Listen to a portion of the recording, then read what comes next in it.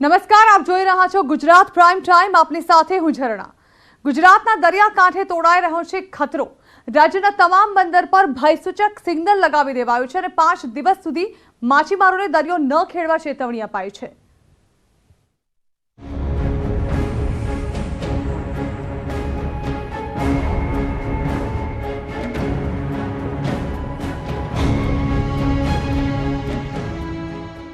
અરબ સાગરમાં low pressure, દરિયામાં current, બંદર પર ભયસૂચક સિગ્નલ, માછીમારોને દરિયો ન ખેડવા ચેતવણી.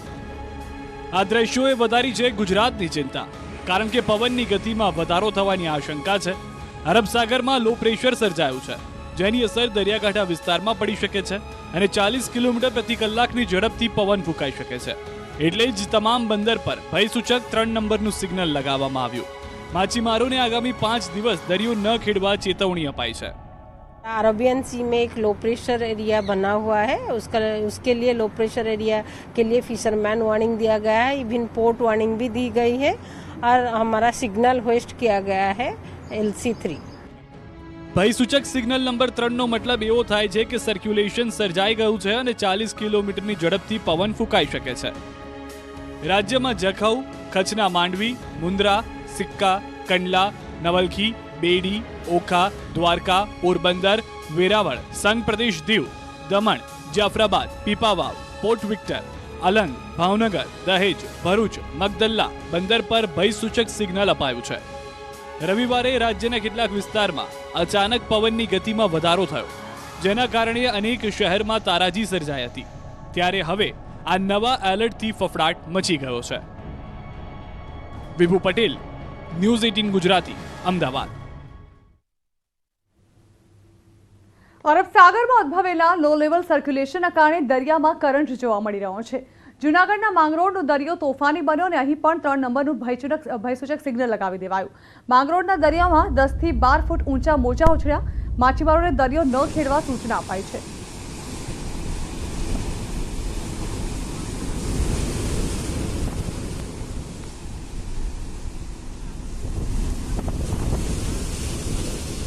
એક તરફ જ્યાં વરસાદની ભરપૂર આગાહી કરવામાં આવી છે, ત્યાં જૂનાગઢના માંગરોળમાં હાલ 3 નંબરનું સિગ્નલ એક્ટિવ કરી દેવાયું છે.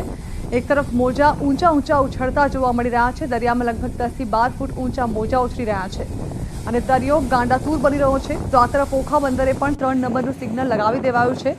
ભારે પવન ફૂંકાવાની શક્યતાને પગલે સિગ્નલ લગાવાયું. દરિયો તોફાની ચડવાની શક્યતાને જોતા માછીમારોને પણ દરિયો ન ખેડવા સૂચના આપવામાં આવી છે.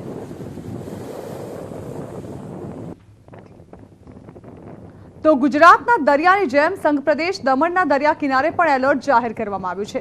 દમણના દરિયા કિનારે પણ 3 નંબરનું સિગ્નલ લગાવવામાં આવ્યું છે અને માછીમારોને દરિયો ન ખેડવા માટે સૂચન કરવામાં આવ્યું છે. પર્યટકોને પણ દરિયા કિનારા નજીક નહીં જવાના સૂચનો કરવામાં આવ્યા છે. મહત્વપૂર્ણ છે કે હવામાન વિભાગ દ્વારા કરવામાં આવેલી આગાહી પ્રમાણે આગામી 5 દિવસ સુધી દરિયો તોફાની રહેવાની શક્યતા છે. આથી સલામતીના ભાગરૂપે હવામાન વિભાગે દરિયા કિનારે એલર્ટ જાહેર કર્યું છે. આથી તંત્ર પણ એલર્ટ છે. દમણના દરિયા કિનારે 3 નંબરનું સિગ્નલ લગાવવામાં આવ્યું છે અને આગામી સમયમાં 40 થી 50 કિલોમીટરની ઝડપે પવન ફૂંકાવાની શક્યતા છે. આથી દમણના દરિયા કિનારે લોકોને સતર્ક રહેવાની સાથે માછીમારોને પણ દરિયો ન ખેડવા સૂચના આપવામાં આવી છે.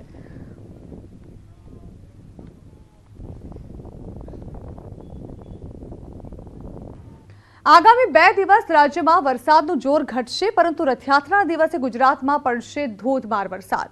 અમદાવાદમાં પણ ભગવાન જગન્નાથની રથયાત્રા પર મેઘરાજા જળાભિષેક કરી શકે છે.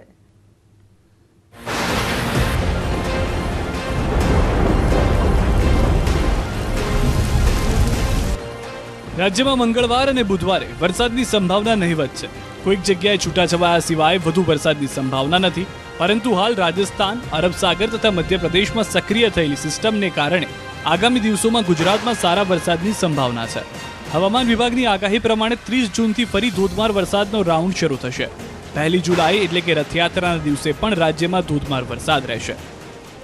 यानी 30 जून और 1 जुलाई को फिर रेनफॉल एक्टिविटी बढ़ने का संभावना है गुजरात रीजन में भी, सौराष्ट्र कच्छ में भी, और तभी बारिश भी, हेवी रेन भी होने का संभावना है. और लाइन मानसून का जो लाइन जा रहा है 24 डिग्री लैटिट्यूड दिशा होके क्रॉस कर रहा है और थोड़ा सा ही पार्ट बाकी है, नहीं तो मोस्ट पार्ट गुजरात का कवर हो गया है मानसून में.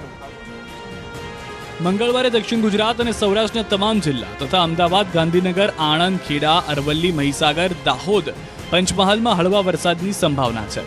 30 જૂને પંચમહાલ, દાહોદ, વડોદરા, છોટાઉદેપુર, સુરત, ડાંગ, તાપી, નવસારી અને વલસાડમાં ભારે વરસાદ વરસી શકે છે. 1 જુલાઈ એટલે કે રથયાત્રાના દિવસે રાજ્યભરમાં વરસાદની સંભાવના છે, જેમાં મહીસાગર અને દાહોદમાં ભારેથી અતિભારે, જ્યારે સાબરકાંઠા, અરવલ્લી, પંચમહાલ, સુરત, ડાંગ, તાપી, નવસારી, વલસાડ, અમરેલી, ગીર સોમનાથ, જૂનાગઢમાં ભારે વરસાદ વરસી શકે છે. સોમવાર સુધીમાં રાજ્યના મોટાભાગના વિસ્તારમાં ચોમાસું બેસી ગયું છે અને હવે બનાસકાંઠાનો માત્ર થોડો ભાગ એવો છે જ્યાં નૈઋત્યનું ચોમાસું પહોંચવાનું બાકી છે. મતલબ કે આગામી સમયમાં મેઘરાજા જોરદાર જમાવટ કરી શકે છે. દીપિકા કુમાર, ન્યૂઝ 18 ગુજરાતી, અમદાવાદ. તાપીના સોનગઢમાં ધોધમાર વરસાદ વરસ્યો. અંતરિયાળ વિસ્તારના જંગલોમાં ધોધમાર વરસાદ પડ્યો અને વરસાદને પગલે ખેડૂતોમાં ખુશીનો માહોલ છે. સતત બીજા દિવસે વરસાદને કારણે સ્થાનિકોને ગરમીથી રાહત મળી.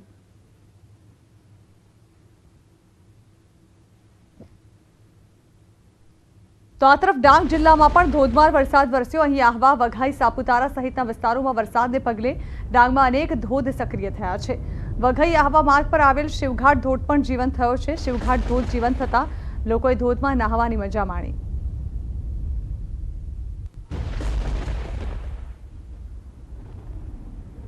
આ તરફ સુરત બારડોલી પંથકમાં આખો દિવસ દરમિયાન વાદળછાયું વાતાવરણ બાદ વરસાદ વરસ્યો. બારડોલી નગર સહિત ગ્રામ્ય વિસ્તારમાં ધીમી ધારે વરસાદ શરૂ થયો. ગ્રામ્યમાં વરસાદ પડતા ખેડૂતોમાં ખુશી જોવા મળી. મહુવા પંથકમાં પણ ધીમી ધારે વરસાદ થયો. અમદાવાદના ઓઢવ વિસ્તારમાં જાણે કે લૂંટારુઓને મોકળું મેદાન મળી ગયું હોય તેમ 10 દિવસના ટૂંકા ગાળામાં લાખો રૂપિયાની લૂંટની બે ઘટનાઓ બની. ફરી ઓઢવમાં લૂંટારુઓએ 15 લાખ રૂપિયાની લૂંટ કરી છે.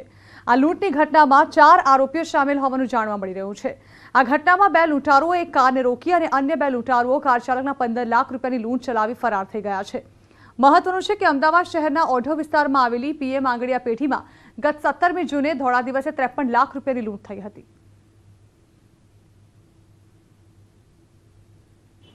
કાચ ગાડીનો ખોલતા પાછળથી એક બીજી મોટરસાઇકલ લઈને એમના આ જે આરોપીઓના બીજા માણસો 2 આવી અને બેગ નજર ચૂકી અને બેગ લઈને જતા રહેલ, જેમાં આશરે 15 લાખ રૂપિયા જેવી રકમ હતી.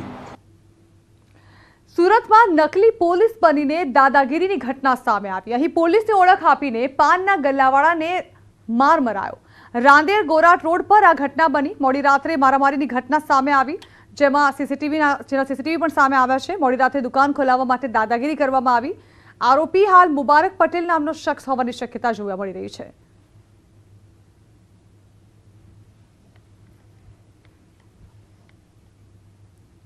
તો સંઘ પ્રદેશ દમણમાં પોલીસે અલગ અલગ ડ્રાઈવ કરી તવાઈ બોલાવી. ગુટખા ખાઈને ગંદકી ફેલાવતા તત્વો સામે આખરી પગલાં લેવામાં આવી રહ્યા છે.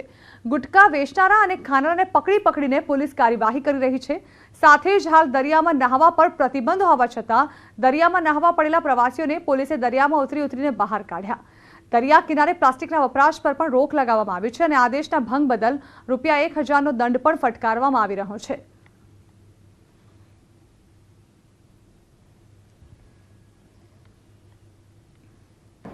બીચ ઉપર જે લોકો ગંદકી જે ફેલાવે છે તે બાબતમાં પણ પોલીસે ડ્રાઈવ ચાલુ કરેલ છે, જેથી કરીને બીચ ઉપર કોઈ પણ પ્રકારની ગંદકી ના થાય.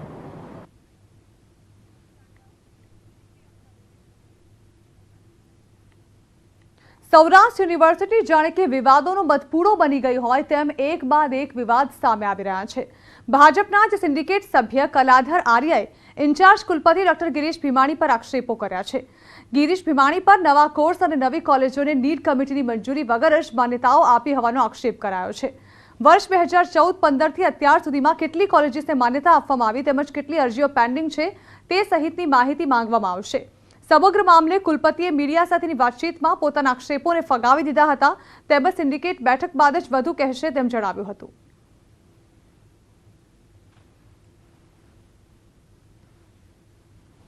જે કુલપતિશ્રીને પત્ર પાઠવ્યો છે એ 2014-15થી જે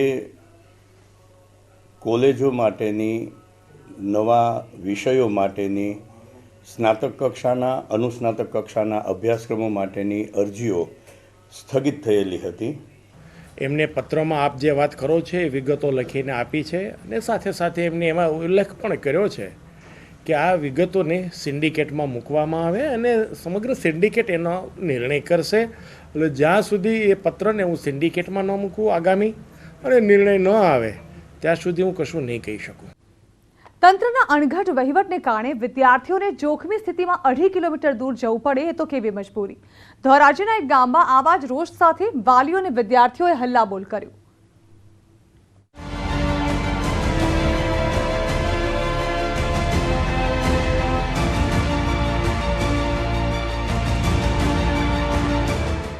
ધોરાજીના એક ગામમાં ભણવા માટે બાળકોને કરવું પડ્યું હલ્લાબોલ. મોટી મારડ ગામમાં બાળકો જે શાળામાં ભણે છે તે શાળા જર્જરિત હાલતમાં છે અને પડવાના વાંકે ઊભી છે.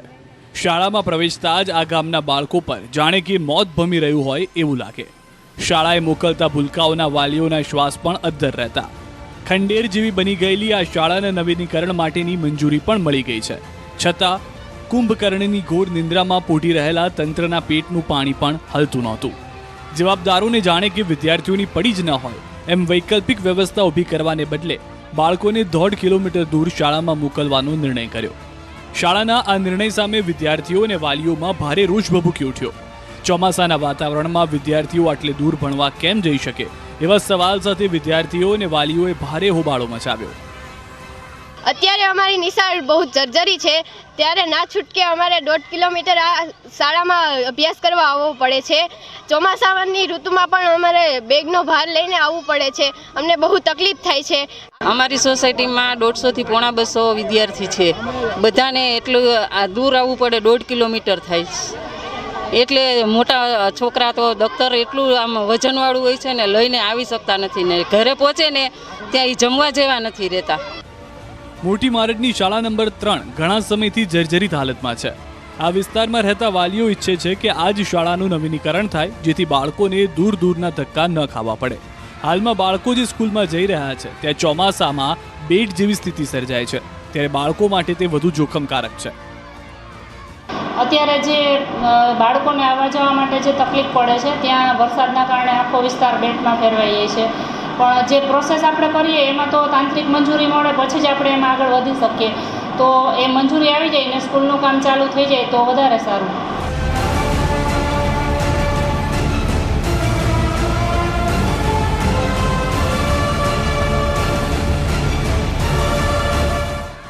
મુનાફ બકાલી, ન્યૂઝ 18 ગુજરાતી, ધોરાજી. તો આ તરફ તાપીની એક શાળામાં વિવાદને કારણે લાગ્યા તાળા. શિક્ષકો વચ્ચે થતા ઝઘડાને કારણે બાળકોને પૂરતો અભ્યાસ પણ ન કરાવતા હોવાનો વાલીઓનો આક્ષેપ છે.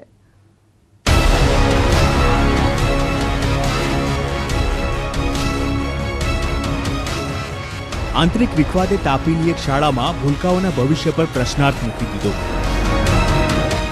મામલો ત્યાં સુધી ગંભીર બન્યો કે વાલીઓ શાળાએ ધસી આવ્યા અને મારી દીધા તાળા.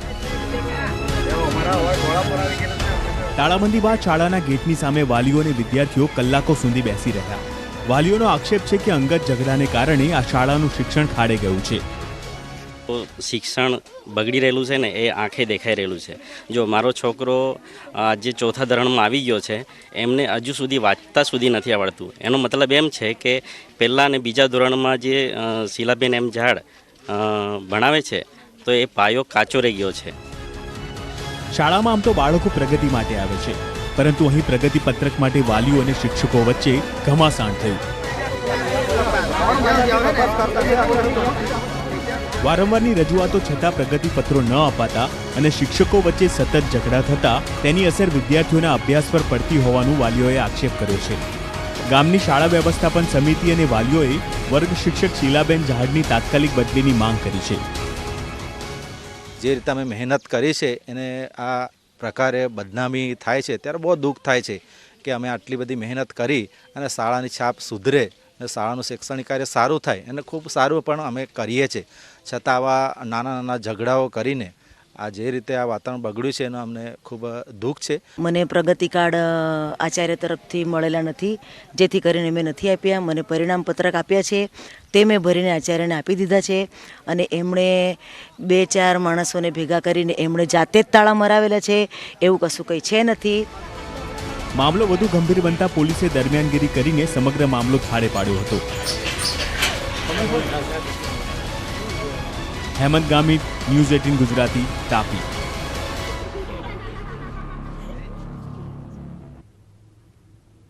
સ્વચ્છતા ત્યાં પ્રભુતા સૂત્રને સાર્થક કરતું સાબરકાંઠા જિલ્લાનું તખતગઢ ગામ, જેને સ્માર્ટ ગામની ઉપમા આપવામાં બિલકુલ અતિશયોક્તિ નથી. જ્યાં એક તરફ અહીં પાણીની બચત માટે ઘરે ઘરે મીટર લગાવવામાં આવ્યા છે, તો બીજી તરફ ગામમાં સ્વચ્છતા જળવાઈ રહે એટલે કચરો સંગ્રહ કરવા ડોર ટુ ડોર ઈ રિક્ષા ફેરવવામાં આવી રહી છે.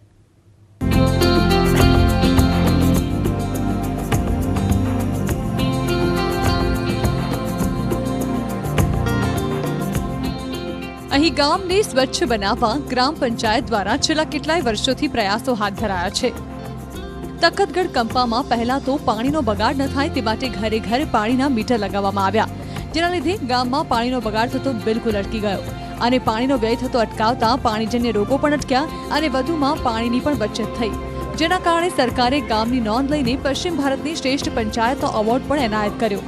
પરંતુ ગામમાં પ્લાસ્ટિક અન્ય કચરો કે જે લોકો ઘરની આગળ જ નાખી દેતા હતા અને તેના માટે સરપંચે જિલ્લા પંચાયતનો સંપર્ક કરીને ગામને સ્વચ્છ રાખવાની રજૂઆત કરી અને ત્યારબાદ તખતગઢ કંપા ગામ પંચાયતને સાબરકાંઠા જિલ્લા પંચાયત દ્વારા સ્વચ્છ ભારત મિશન ગ્રામીણ અંતર્ગત 15મા નાણાપંચની 10% ગ્રાન્ટમાંથી door to door waste collection કરવા માટે 2 ઈ રિક્ષા આપવામાં આવી, જેના થકી હવે ગામના ઘરે ઘરે ફરીને આ રિક્ષામાં કચરો એકત્રિત કરવામાં આવી રહ્યો છે, જેથી ગામમાં ગંદકીનું પ્રમાણ ઘટી ગયું છે અને રસ્તાઓ પણ સ્વચ્છ અને સુઘડ લાગી રહ્યા છે. અમને સાબરકાંઠા જિલ્લા પંચાયતના 15મા નાણાપંચમાંથી 10% ગ્રાન્ટમાંથી અમને આ 2 ઈ રિક્ષા અર્પણ કરવામાં આવી છે અને અમારા ગામમાં જે વેસ્ટ કલેક્શન ઘરે ઘરે અમે ઉઘરાવી એ એક જગ્યા ઉપર અમે એકઠું કરીશું અને એમાંથી જુદું પાડીશું. એવી રીતે પણ અમે આ પ્રક્રિયા કરવાની છે અને ગામ આખું સ્વચ્છ બને અને સ્વચ્છ થતી સ્વસ્થ બને એ સંકલ્પને અમે સૌ સાકાર કરીશું. ઈ રિક્ષા નહોતી તે વખતે અમારા એ તખતગઢ ગામની અંદર થોડી ગંદકી રહેતી હતી, કચરો પોતે પોતાને બજારમાં ઢગલી કરી મૂકે, જ્યાં ત્યાં ફેંકતા હતા. પણ આ ઈ રિક્ષા આવી છે એ પછી તમારા ગામની અંદર ખૂબ સ્વચ્છતા જળવાઈ રહે છે. પોતે પોતાનો કચરો ભેગો કરી અને કચરા પેટીમાં નાખી અને ઈ રિક્ષાવાળાને આપે છે. જ્યાં એક તરફ પાણીની અછતનો સામનો કરી રહેલું ગામ આજે પાણીદાર બની ગયું છે અને બીજી તરફ રિક્ષા દ્વારા ડોર ટુ ડોર કચરો એકત્ર કરાતા ગામમાં સ્વચ્છતાનો વાસ થયો છે અને તેના લીધે ગામમાં હવે રોગોનું પ્રમાણ પણ ઓછું થયું છે. ત્યારે આ ગામ સ્વચ્છતા ત્યાં પ્રભુતાનું જાણે કે ઉદાહરણ બની ચૂક્યું છે. ઈશાન પરમાર, ન્યૂઝ 18 ગુજરાતી, સાબરકાંઠા. રથયાત્રાની તૈયારીઓ અંતિમ ચરણોમાં છે, ત્યારે રથયાત્રા પહેલાના કાર્યક્રમ ભક્તિભાવથી ઉજવાઈ રહ્યા છે. ભગવાનના વાઘા રંગે ચંગે મંદિર લવાયા.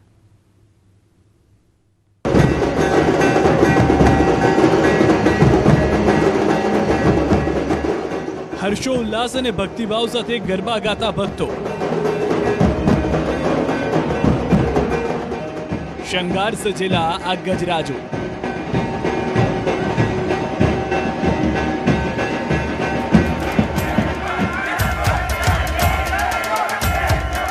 અમદાવાદની ગલીઓમાં જગતનો નાથ નગરચર્યાએ ક્યારે નીકળે અને ક્યારે ઉમળકાભેર દર્શન થાય એવી આતુરતા ભક્તોમાં છવાઈ ગઈ છે. રથયાત્રાને હવે ગણતરીના જ દિવસો બાકી છે, ત્યારે તે અગાઉના કાર્યક્રમ ધામધૂમથી ઉજવાઈ રહ્યા છે.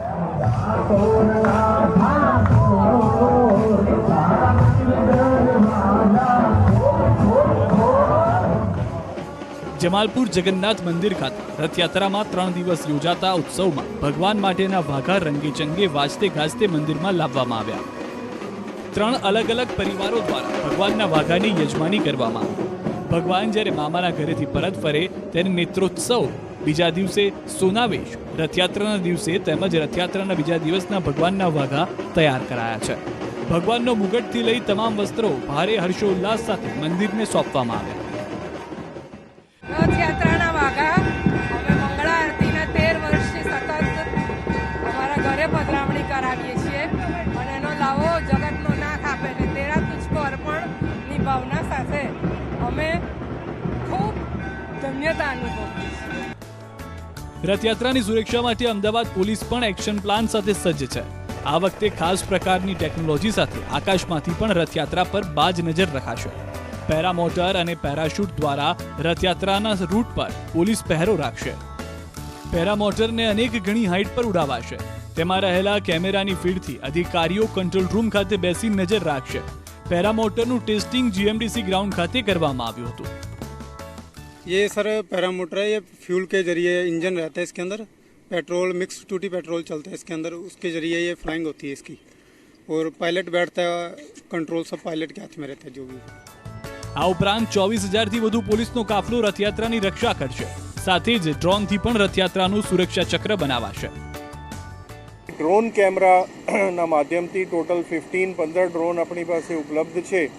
તો અમદાવાદ શહેર સહિત અન્ય શહેરોમાં પણ ડ્રોનનો ઉપયોગ કરી અને કેમેરા ફીડ જે કંટ્રોલ રૂમમાં મળે તે રીતની કાર્યવાહી કરવામાં આવનાર છે.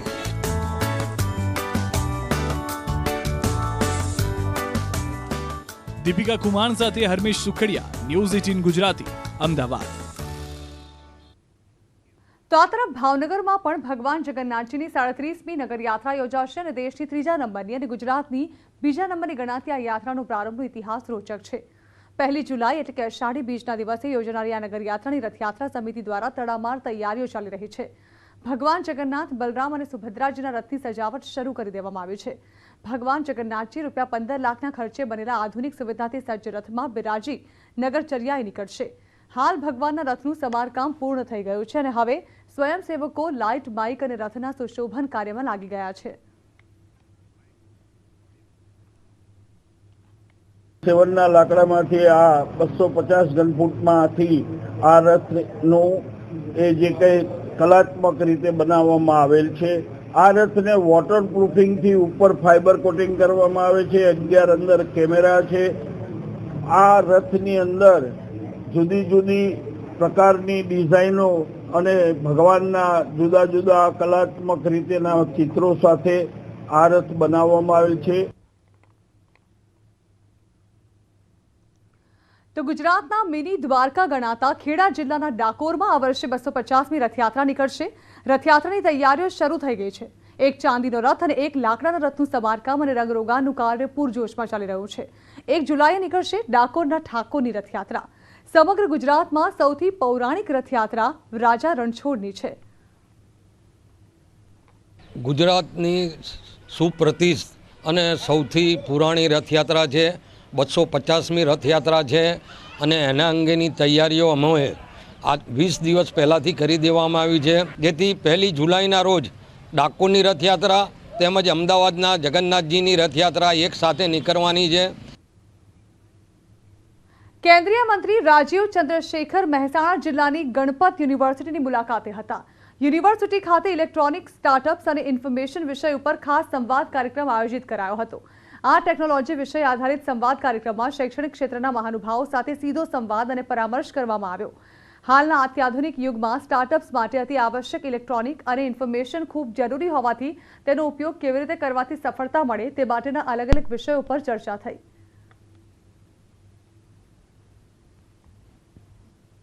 आज काफ़ी सारे स्टार्टअप से मिले, यहाँ के फैकल्टी से मिले और हमारे युवा साथी के साथ एक संवाद हुआ और आपने देखा कि इतने उत्सुक हैं कि स्टार्टअप शुरू करना चाहते हैं. स्टार्टअप को शुरू करने के लिए क्या प्रॉब्लम्स हैं, क्या चैलेंजेस हैं, उस पर चर्चा हुई.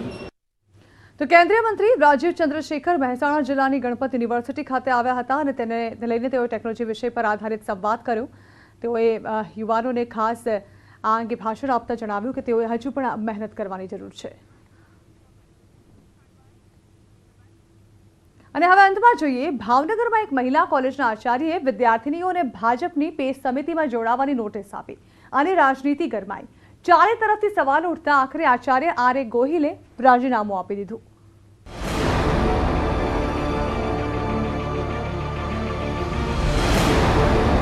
આ નોટિસ ભાવનગરની ગાંધી મહિલા કોલેજની છે, જેની નીચે આચાર્ય આર એ ગોહિલની સહી પણ છે.